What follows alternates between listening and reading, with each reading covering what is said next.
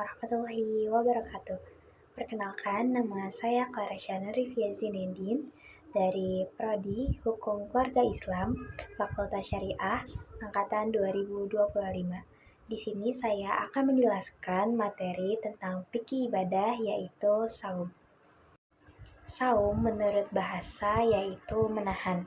Sedangkan menurut istilah, saum artinya menahan diri dari makan, minum, dan hubungan seksual mulai dari terbit fajar sampai dengan tenggelamnya matahari dengan niat karena Allah Subhanahu wa Ta'ala. Dasar hukum ibadah ini terdapat dalam surat Al-Baqarah, yaitu di ayat 183 yang berbunyi, A'udzubillahi minasyaitonirrajim, Bismillahirrahmanirrahim, Ya ayyuhalladzina amanu kutiba alaikumusiyam kama kutiba alal ladzina min qablikum la'alakum tatakun.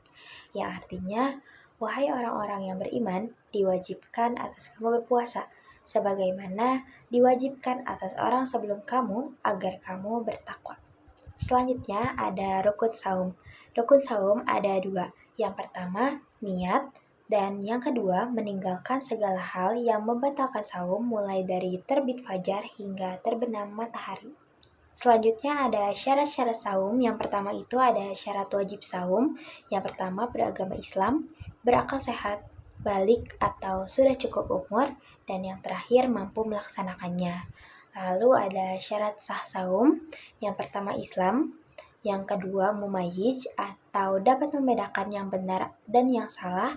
Yang ketiga, suci dari haid dan nifas, khusus untuk perempuan. Dan yang terakhir, dalam waktu yang dibolehkan untuk berpuasa.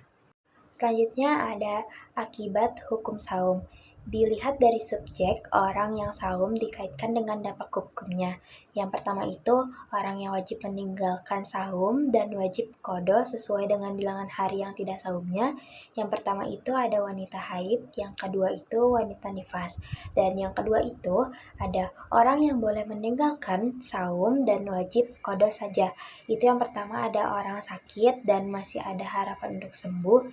Yang kedua ada orang yang sedang dalam perjalanan atau musafir dengan ketentuan 81 km. Dan yang ketiga itu orang yang boleh meninggalkan saum dan wajib bayar fidyah. Yang pertama itu orang yang hamil, yang khawatir akan keadaannya atau terhadap bayi yang dikandungnya. Yang kedua orang yang sedang menyusui anak, yang khawatir akan keadaan diri atau anaknya.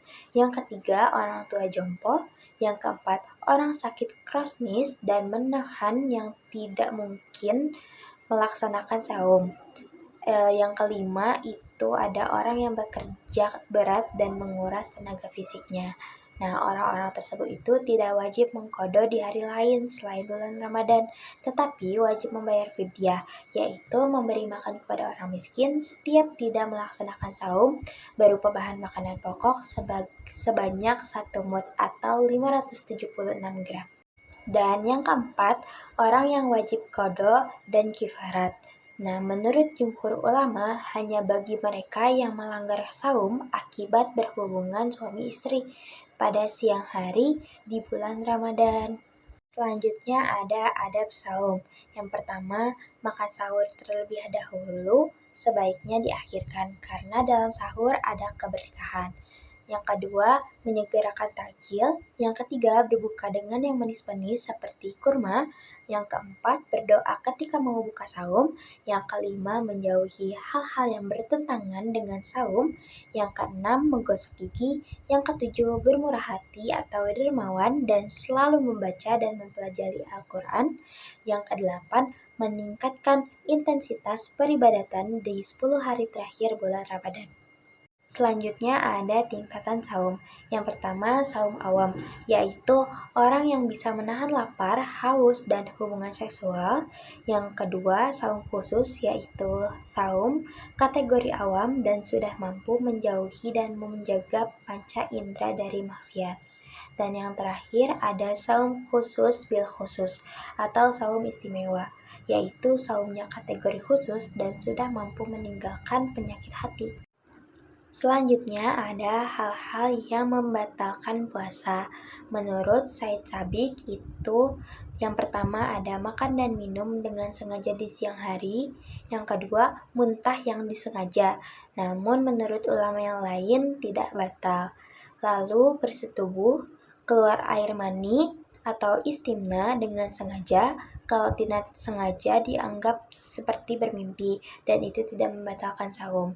Lalu keluar darah haid atau datang bulan dan darah nifas, darah yang keluar karena keguguran atau melahirkan anak.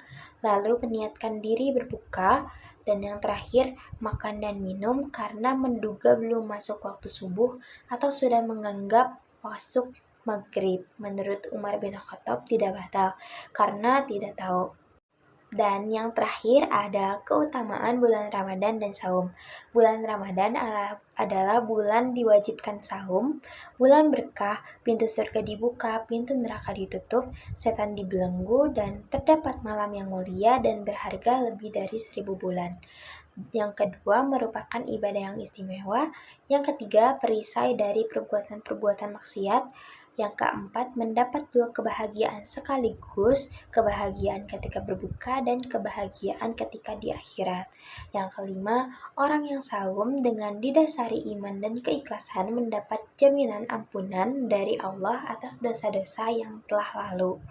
Yang keenam, dihapus kesalahan di antara 2 Ramadan dan dosa-dosa sebelum Ramadan.